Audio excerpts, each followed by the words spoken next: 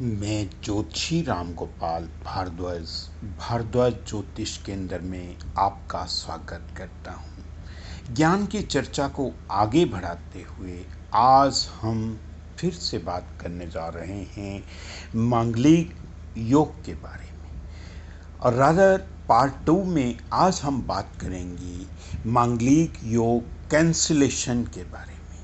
जैसे कि हम पिछले वीडियो में मैं आपको बता चुका हूँ कि अगर मंगल किसी भी लगन में पहले घर में, चौथे घर में, 7वें घर में, 8वें घर में और 12th घर में, 12वें घर में, आई मीन टू से कहीं भी बैठा है तो ये योग बना रहा है मांगलिक योग।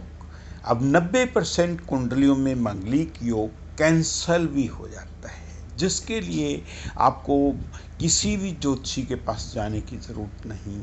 आप पूर्ण रूप से समझ सकते हो, जान सकते हो, देख सकते हो, क्योंकि ये बहुत ज़्यादा डराया गया है पंडितों द्वारा। बहुत ज़्यादा मांगलिक योग को दोष का नाम लेके बहुत ज़्यादा डराया गया है कि ये तो आपको इसकी पूजा करनी पड़ेगी, इसका दान पुण्य करना पड़ेगा, इसका ऐसा करना पड़ेगा, जबकि 90% कुंडलियों में मांगलिक योग जो बन रहा होता है वो कट भी रहा होता है। अब इसको पूर्ण रूप से ध्यानपूर्वक समझने की ज़रूरत है। मैं पॉइंट वाइज आपको बताने की कोशिश करूँगा। यहाँ पे हमने मेष लगन की कुंडली का पार्ट समझाने की कोशिश कर रहा हूँ। अगर लगन में ही मंगल बैठा है तो ये तो एक योग कारक मंगल हुआ। पहली बात, योग कारक मंगल। अगर वृश्चिक लगन की कुंडली में लगन में ही मंगल बैठा है तो योग कारक मंगल हुआ, जिसको रोचक नाम का एक योग बताया गया है, जो कि पंच महापुरुष योगों में एक योग है। अगर ये मकर लगन की कुंडली में मंगल बैठा है तो उच्च का मंगल हो गया। वो अपने आप में पूर्ण रूप से अपने आप में ही बहुत बलवान हो गया। तो वो दोष कैसे हो सकता है, वो मांगलिक योग दोष कैसे लग सकता है उस जातक को। अब रही बात है मंगल चौथे घर में, क्योंकि यहाँ पे मंगल नीच का हो गया। किसी कारणवश कुंडली में अगर गुरु वहाँ पे उच्च का होकर बैठा है चौथे घर में, तो नीचता भंग हो जाती है। पहली बात तो यह है कि नीच भंग राजयोग जिसको हमने कहा है, नीचता भंग हो रही है तो वो दोष रहा ही नहीं है। अगर चंद्रमा अपनी स्वयं राशि में वहाँ पे बैठ जाता है तो वो दोष रहा ही नहीं, वो दोष कट जाता है। अब इस कुंडली के एक बहुत इंपॉर्टेंट पार्ट की बात कर रहा हूँ।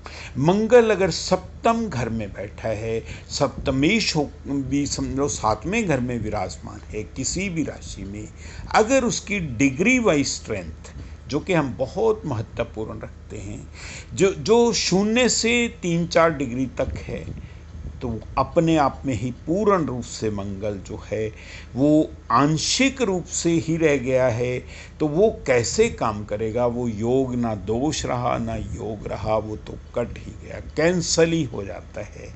अगर मंगल सेम पूर्ण रूप से 27, 28, 29 या 30 डिग्री का है, तो वो पूर्ण रूप से वृद्ध अवस्था, जिसको मृत अवस्था कही गई है, तो वो योग जो है अपने आप में कैंसल हो जाता है। अगर मंगल सूर्य के साथ में बैठ जाता है, सूर्य एक प्रबल है। यहाँ पे क्या है कि आपको पूर्ण रूप से सूर्य के साथ में बैठने के कारण कई बार आपने देखा है कि सूर्य की डिग्री वाइज स्ट्रेंथ, मंगल की डिग्री वाइज स्ट्रेंथ अगर आपस में एक दूसरे को अस्त कर रही है, अगर मंगल अस्त हो रहा है, सूर्य तो कभी अस्त हो ही नहीं सकता, तो पूर्ण रूप से हम उसको दोष या योग कैसे मान लेंगे। तो वो दोष कट ही गया है।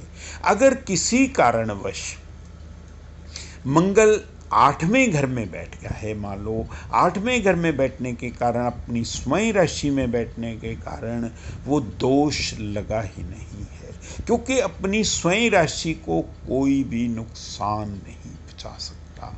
अपनी जैसे मंगल की ये 8 नंबर की जो राशि है वो उसकी स्वयं राशि है, उसकी अपनी राशि है, अपने घर का कोई भी नुकसान नहीं कर सकता। अब हमने क्या जाना है? हमने ये जाना है कि मंगल योग जो है कैसे बनता है। पहली बात है, पिछली कुंडली में मैंने आपको समझाया था, मंगल अगर पहले घर में, चौथे घर में और 7वें घर में, 8वें घर में, 12वें घर में अगर मंगल बैठता है तो मांगलिक योग बनाता है। अब कैंसिलेशन कैसे हो सकता है? अगर वो सूर्य के साथ में डिग्री वाइज स्ट्रेंथ में अस्त हो गया है, सूर्य में पूर्ण रूप से अस्त होने के साथ में पूर्ण रूप से वो अपनी पहचान ही खो बैठा है।